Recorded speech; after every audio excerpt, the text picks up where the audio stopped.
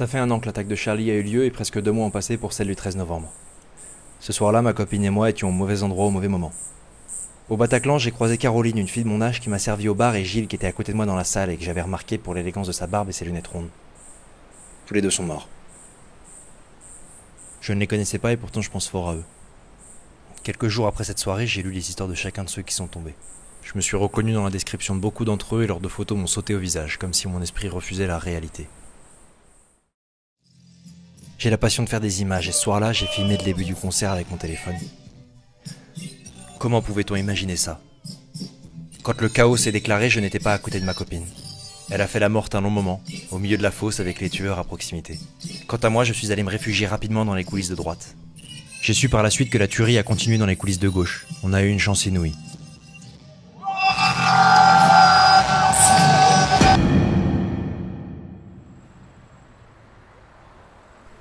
Le 13 novembre, j'ai cru que j'allais mourir. Les blessés, comme les médias les appellent, sont avant tout des destins brisés. Certains sont encore dans le coma, d'autres ont été amputés, d'autres encore ont perdu des capacités comme celle de marcher.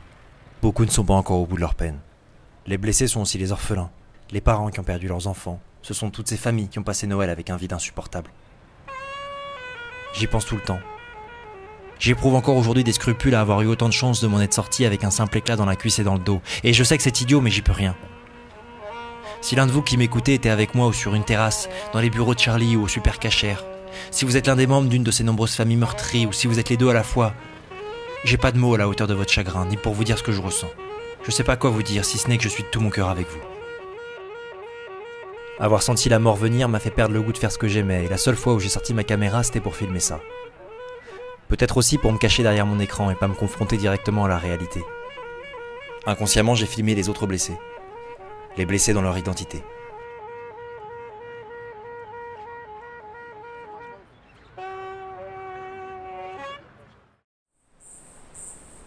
J'ai du mal à focaliser mon attention sur quoi que ce soit depuis cette soirée car mon esprit est resté au Bataclan. Alors accablé par la futilité de mon existence et l'inutilité de mes plaisirs, j'ai décidé de quitter la France pour le soleil d'Afrique.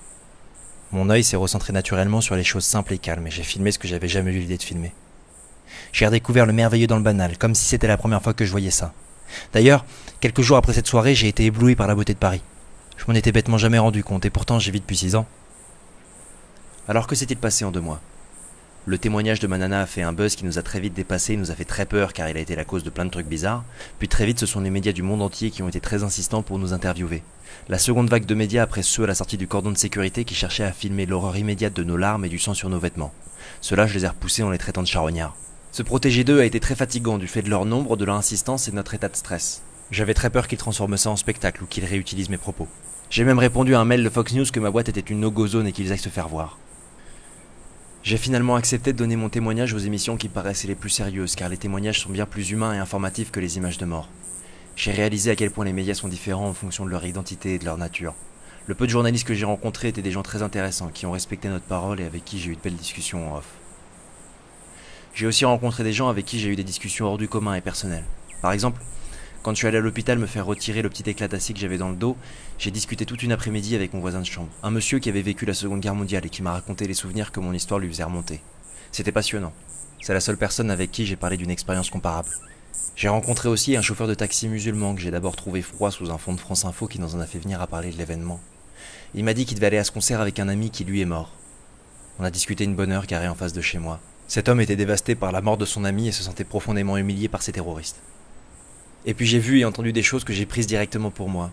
Par exemple, j'ai lu une revendication de Daesh écrite avec les pieds qui me traite de mécréant.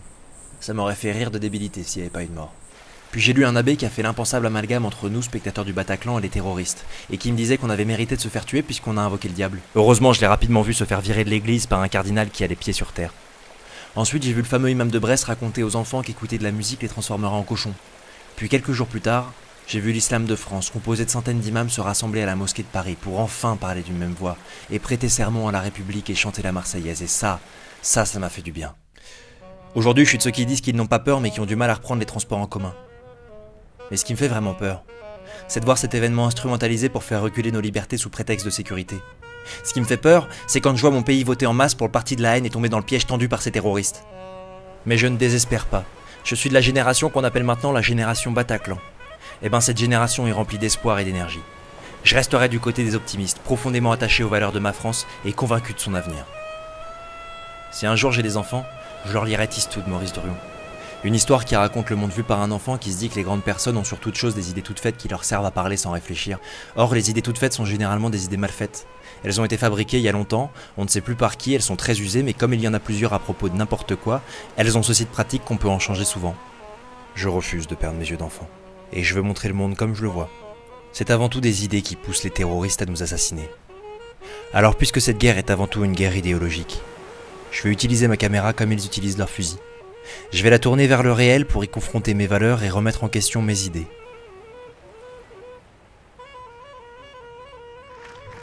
Voilà, ça fait 1 an. Cher petit pays, je te souhaite une année pleine d'apaisement. Et même si j'ai vu certaines choses désolantes ces derniers temps, j'ai l'impression que face à l'adversité, on s'est tous rapprochés. Alors vive l'amour et vive la France.